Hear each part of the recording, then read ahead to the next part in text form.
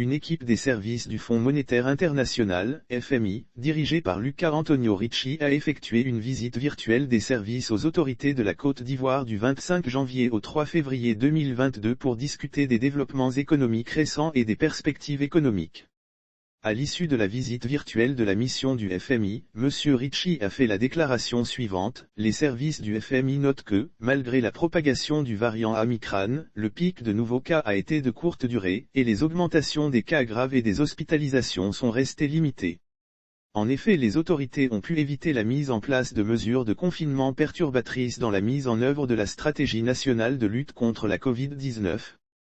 Sur le front de la vaccination, des progrès ont été réalisés, avec plus de 8 millions de doses administrées à fin janvier.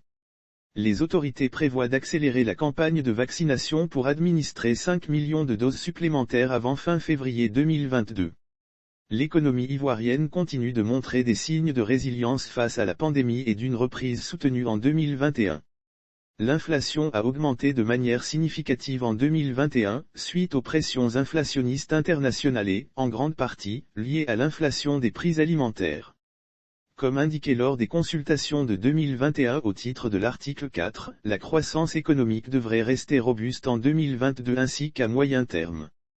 Eu égard au risque, du côté positif, les perspectives à moyen terme pourraient bénéficier à la fois de la mise en œuvre d'un programme de réforme solide dans le cadre du Plan national de développement et de la découverte en 2021 de réserves supplémentaires de pétrole et de gaz.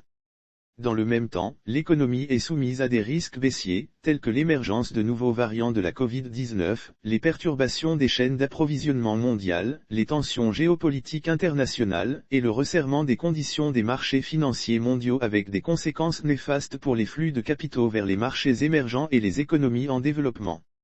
Les services du FMI et les autorités ivoiriennes ont convenu que l'une des priorités urgentes reste la nécessité d'améliorer la mobilisation des recettes intérieures. Ceci aiderait à financer les dépenses productives et sociales pour soutenir une croissance forte et inclusive, tout en préservant la viabilité macroéconomique et de la dette ainsi qu'en renforçant la résilience macroéconomique. La mission de consultation de 2022 au titre de l'article 4 est provisoirement prévue pour avril 2022 et elle sera l'occasion de discuter plus en détail des perspectives économiques et de l'évolution des politiques.